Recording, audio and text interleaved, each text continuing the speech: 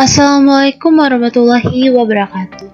Yang terhormat Ibu Yunika Eskep Nurse MKes selaku dosen pengampu mata kuliah keperawatan anak dan juga teman-teman yang telah memberikan saya kesempatan pada pagi hari ini untuk menyampaikan materi tentang pendidikan kesehatan yang berjudul yaitu perawatan bayi berat badan lahir rendah dengan metode kanguru sebagai pengganti inkubator. Baiklah, sebelum saya memulai presentasi pada hari ini, saya akan memperkenalkan diri terlebih dahulu. Perkenalkan, nama saya Oreka Putri dengan NIM PO 7121200069 dari tingkat 2B. Baiklah ya, mungkin langsung saja kita untuk mempersingkat waktu, kita langsung masuk ke materinya yaitu tentang pengertian bayi berat badan lahir rendah. Oke, di sini saya akan mengulas kembali apa sih itu BBLR dan apa sih bedanya prematur dengan BBLR. Nah, di sini saya akan menjelaskan kembali ya apa itu BBLR dan bagaimana perbedaan antara prematur dan BBLR. Oke, BBLR itu adalah keadaan ketika bayi dilahirkan memiliki berat badan kurang dari 2.500 gram. Oke, teman-teman udah pada nggak asing ya apa itu BBLR? Jadi kita boleh garis bawahi bahwa BBLR adalah bayi yang lahir dengan berat badan kurang dari 2.500 gram. Nah, apa sih bedanya BBLR dengan prematur? Jadi BBLR itu berbeda dengan prematur. Oke, prematur itu adalah bayi yang lahir kurang dari 9 bulan. Oke ya. Jadi kita bisa bedakan kan BBLR dengan prematur. Nah, tetapi bayi prematur itu dipastikan lahirnya adalah BBLR. Nah, sedangkan bayi BBLR belum tentu dia prematur. Oke, kita langsung ya lanjut ke materi selanjutnya, yaitu tentang PENKes ya. Pendidikan kesehatan, pengertiannya, mungkin metodenya, apa cara-caranya bagaimana. Next, mungkin ya. Oke, mungkin kita lanjut ya. Apa itu pengertian pendidikan kesehatan? Nah, udah pada dengarkan apa itu pendidikan kesehatan dan juga sama sih dengan yang namanya promosi kesehatan. Karena pendidikan kesehatan ini ada juga satuan acara penyuluhannya juga. Oke, mungkin langsung saja ya ke pengertian PENKesnya sendiri adalah merupakan suatu bentuk tindakan mandiri keperawatan untuk membantu klien, baik individu, kelompok, maupun masyarakat dalam mengatasi masalah kesehatannya melalui kegiatan pembelajaran yang di dalamnya perawat sebagai perawat pendidik. Oke, kita boleh garis bawahi nih. Kita sebagai perawat pendidik. Kita pendidik apa nih? Mendidik suatu pendidikan kesehatan. Dalam bentuk apa? Dalam bentuk tindakan nih, tindakan mandiri. Contohnya seperti judul yang saya angkat nih, yaitu perawatan metode kanguru untuk bayi BBLR sebagai pengganti inkubator. Kayak gitu. Nah, di sini saya sebagai perawat pendidik membantu klien. Bagaimana nih tekniknya? Teknik melakukan metode kanguru ini dan apa sih tujuan yang diberikan kepada masyarakat tersebut atau kepada individu tersebut, kepada ibunya, kayak gitu, yang didapatkan untuk bayinya, untuk melangsungkan kehidupan untuk anaknya sendiri kayak gitu. Nah, di mana saya di sini mengajarkan kepada masyarakat itu kayak gitu. Boleh kita garis bawahi bahwa kita di dalam pendidikan kesehatan sebagai perawat pendidik. Oke, paham semuanya? Kita lanjut ya ke materi berikutnya. Yang sendiri yaitu metode pendidikan kesehatan. Jadi PENKes sendiri memiliki 3 metode. Di mana 3 metode yaitu ada PENKes individu, metode Penkes kelompok, metode Penkes massa. Nah, di sini saya akan menjelaskan terlebih dahulu apa itu metode Penkes individu. Jadi, metode Penkes individu ini adalah metode ini bersifat individual, teman-teman. Nah, digunakan untuk membina perilaku atau membina seseorang yang mulai tertarik nih, teman-teman, untuk melakukan suatu perubahan perilaku. Bedanya metode Penkes kelompok. Nah, metode Penkes kelompok sendiri, teman-teman, adalah metode ini tergantung dari besar sasaran kita. Sasaran siapa? Sasaran kelompok. Nah, kelompok apa? Kelompok masyarakat tadi, serta pendidikan formal dari sasaran. Jadi, metode Penkes kelompok sendiri ini dilakukan tergantung dari besar sasaran yang kita pilih. Misal, tentang anak, mungkin dikumpulkannya dengan anak-anak. Lain bedanya metode Penkes massa sendiri, teman-teman. Metode Penkes massa ini, metode ini menyampaikan pesan-pesan kesehatan yang ditujukan untuk masyarakat umum. Tidak membedakan umur, jenis kelamin, pekerjaan, bahkan status sosial ekonomi dan sebagainya. Wah, udah masuk ke materi inti ya, tentang perawatan metode kangguru atau biasa disebut kangguru mother care. Nah, mengapa nih saya paling tertarik mengambil materi tentang perawatan metode kangguru? Pesan saya adalah merupakan jalan alternatif pengganti inkubator dalam perawatan bayi BBLR gitu. Dan juga mungkin PMK ini memiliki kelebihan, teman-teman. Apa sih kelebihan dari PMK atau kangguru mother care ini? Jadi yang pertama, dia tuh merupakan cara yang efektif untuk memenuhi kebutuhan bayi yang paling mendasar. Apa yang paling mendasarnya? Yaitu adanya kontak kulit atau skin to skin antara bayi dengan ibu, di mana tubuh ibu menjadi termoregulator pada bayinya sendiri. Kayak kita garis bawahi ya. Nah, sehingga bayi BBLR tadi mendapatkan kehangatan atau bisa menghindari bayi tersebut dari hipotermia. Dan juga PMK ini memudahkan pemberian pada ASI dan perlindungan dari infeksi pada bayi BBLR. Gitu. Itulah alasan saya mengapa memilih perawatan metode kangguru untuk bayi BBLR. Oke, teman-teman, kita lanjut ya. Oke, materi selanjutnya adalah pengertian dari PMK atau ini ya, KMC atau kangguru mother care. Jadi perawatan metode kangguru ini pertama kali diperkenalkan oleh Ray dan Martinez di Bogota, Kolombia pada tahun 1979. Tadi kan udah dijelasin nih sebagai apa. Nah, sebagai cara alternatif perawatan BBLR di tengah tingginya angka BBLR pada saat itu dan terbatasnya fasilitas kesehatan yang ada. Gitu. Oke, kita boleh next ya.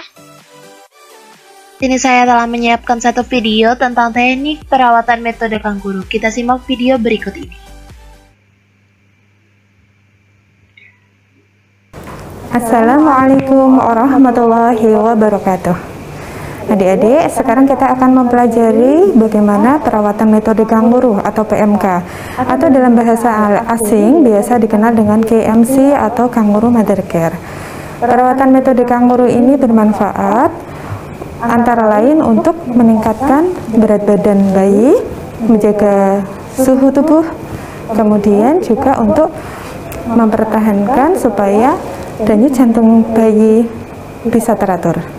Perawatan metode kangguru ini biasa kita gunakan untuk merawat BBLR atau bayi berat lahir rendah. bagaimana menanti tahapannya? Mari kita simak bersama. Fase prainteraksi kan udah biasa nih. Ya, membaca basmalah, membaca catatan rekam medis, menyiapkan alat, mencuci tangan 6 langkah. Fase orientasi yaitu ucapkan salam, identifikasi pasien, jelaskan tujuan kita, kontrak waktu, memberikan kesempatan dan keluarga untuk bertanya, dan jaga privasi pasien.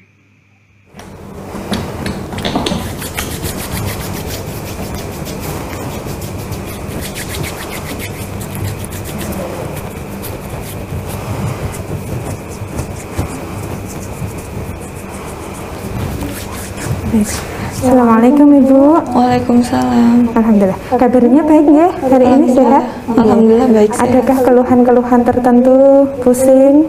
Enggak ada. Enggak ada ya. Baik, berarti nanti sudah siap kita akan melakukan perawatan metode kanguru pada didik bayi ya, seperti yang tadi sudah saya jelaskan. Iya. Gitu. Baik, kalau begitu silahkan Ibu bisa cuci tangan ya. Cuci tangan 6 langkah seperti biasanya. Ya, sambil kita pastikan bahwa kuku-kuku jari tangan Ibu sudah pendek-pendek dan bersih ya. Nah, tadi Ibu sudah mandi ya, barusan mandi? Iya, sudah. Ya, baik. Kalau begitu, nanti kita akan langsung melakukan perawatan metode kanguru dengan menggendong adik. Nah, sementara saya ambil adik bayi dari inkubator, Ibu bisa melepaskan pakaian atasnya ya. Nah, ya.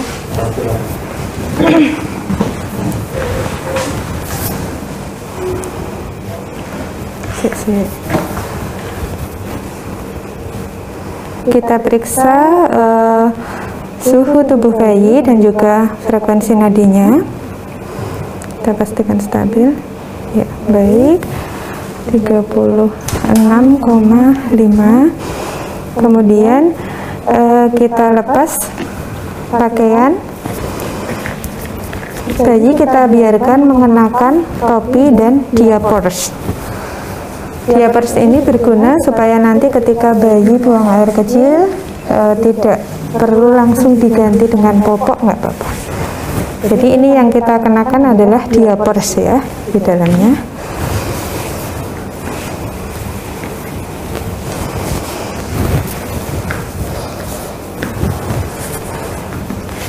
Nanti Ibu juga bisa mencoba ya sendiri karena ini akan dilanjutkan ketika adik sudah di rumah. Ya.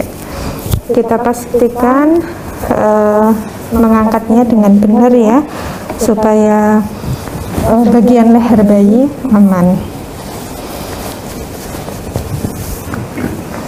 Bayi kita masukkan ke dalam kantong gendongan kanguru.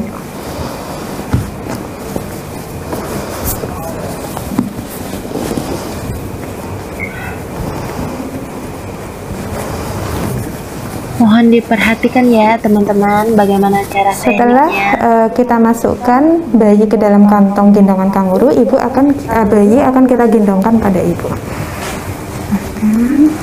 Ya, posisi tegak menghadap Ibu ya, di dada Ibu. Kemudian kepala boleh menoleh ke kanan atau ke kiri. Yang penting nanti pernafasannya aman. Untuk menggendongnya ada beberapa cara ya. Yang pertama bisa dengan cara talinya yang satu melewati atas bahu, kemudian salah satunya melewati bawah bahu. Ini untuk tali yang bagian atas. Atau nanti bisa juga kita menggendongkannya dengan cara kedua tali melewati bagian atas bahu seperti ini.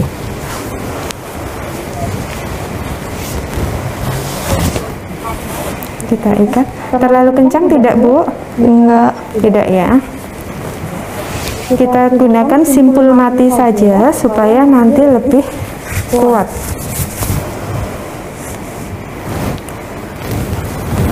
Kemudian bagian bawah juga kita ikat ke belakang. Oke. Terlalu kencang tidak, Bu? Tidak. Tidak ya. Baik. Ya.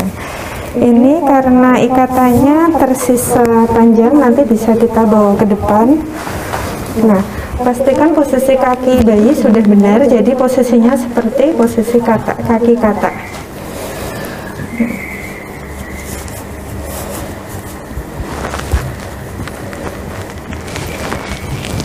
Ini karena bonekanya tidak bisa dilipat ya kakinya sehingga terlihat, tetapi kalau kita melakukannya pada bayi, nanti posisi kaki akan seperti katak, otomatis sudah tertutup oleh kain ini.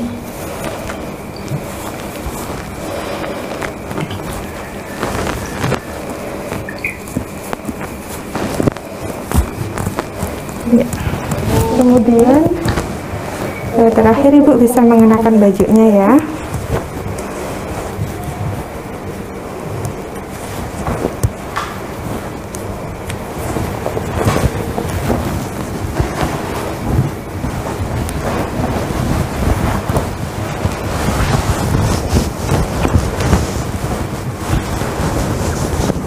Ya.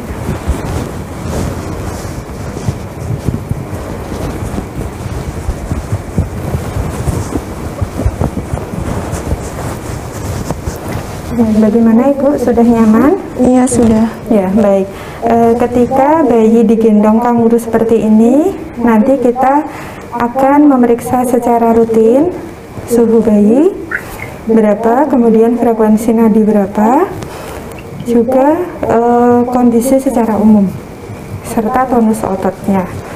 Juga Ibu nanti bisa memperhatikan bagaimana warna kulit bayi. Gitu.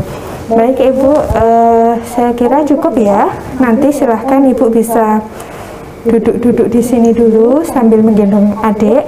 Kalau misalnya akan menyusui, nanti silahkan bisa menghubungi dengan cara memencet tombol ini. Nanti akan kami bantu. Fase terminasi di mana evaluasi perasaan keluarga, berikan reinforcement, kemudian cuci tangan, akhiri. Kemudian fase dokumentasi, ini bisa dibaca. Alhamdulillah, demikian tadi sudah kita lakukan bersama-sama perawatan metode kanguru pada BBLR. Mudah-mudahan bermanfaat. Saya akhiri, wassalamualaikum warahmatullahi wabarakatuh. Baiklah, teman-teman udah pada lihat kan bagaimana cara teknik perawatan metode kanguru dan apa tujuannya? Mungkin langsung saja kita next ya. Kita next, nanti akan dibuka sesi pertanyaan jika ingin teman-teman ada yang ingin ditanyakan ya. Oke, langsung masuk saja ya, keuntungan PMK bagi ibu. Jadi, keuntungan PMK ini tadi ya, berdasarkan penelitian, Tesia DKK dinyatakan bahwa ibu yang menggunakan metode kanguru atau kanguru mother care ini merasa lebih percaya diri dalam merawat bayinya dibandingkan ibu yang tidak melakukan PMK. Selain rasa percaya diri ibu, PMK juga meningkatkan rasa kedekatan ibu dengan bayinya dan juga mengurangi perasaan stres pada ibu sebagaimana pada bayi serta membuat ibu dan bayinya lebih tenang dan rileks. Oke, mungkin langsung saja ya, next ya. Oke, keuntungan PMK sendiri bagi BBLR adalah 1. Suhu tubuh bayi, denyut jantung, dan frekuensi pernapasan relatif terdapat dalam batas normal. 2. BBLR juga lebih cepat mencapai suhunya 36,5 derajat Celcius, terutama dalam waktu 1 jam pertama, atau suhu normal ya. Ketiga, ASI juga selalu tersedia dan mudah didapatkan sehingga memperkuat sistem imun bayinya karena meningkatnya produksi ASI. Juga, dan yang keempat adalah kontak dengan ibu menyebabkan efek yang menyenangkan sehingga menurunkan stres ditandai dengan kadar kortisol yang rendah. 5. Menurunkan respon nyeri fisiologis dan perilaku yang ditandai dengan waktu pemulihan yang lebih singkat pada uji tusuk tumit. 6. Meningkatkan berat badan dengan lebih cepat. 7. Meningkatkan ikatan bayi pada ibu. 8. Memiliki pengaruh positif dalam meningkatkan perkembangan kognitif yang dilihat dari lebih tingginya skors indeks perkembangan mental bayi. 9. Waktu tidur menjadi lebih lama yang antara lain ditandai dengan jumlah waktu terbangun yang lebih rendah. Oke, udah pada tahu kan keuntungan PMK bagi ibu, bagi BBLR, teman-teman? Baiklah teman-teman, mungkin materinya udah habis ya. Ini adalah media penyuluhan PMK atau berupa leaflet. Nah, leaflet ini nih adalah selembaran kertas di mana dibagi 3 yang berisikan informasi tentang materi apa yang bakal kita bahas, kayak gitu. Nah, di sini saya udah menyiapkan leaflet di mana ada part ya materinya. Ada apa metode kangguru itu, apa kriterianya, apa manfaatnya, dan penggunaan selendang itu bagaimana. Terus monitornya tuh bagaimana, kayak gitu. Udah ada semua di media ini. Dan juga ada juga di belakangnya kayak gitu, bolak-balik. Jadi ada faktor keberhasilan dan juga bagaimana tahapan penggunaannya. Oke, mungkin itu saja materi yang bisa saya sampaikan. Lebih dari kurangnya saya mohon maaf. Jika ada salah kata atau materi yang belum cukup jelas, silakan teman-teman yang ingin bertanya, saya persilahkan waktu dan tempatnya. Saya membuka 3 pertanyaan kepada teman-teman yang ingin bertanya, saya persilahkan.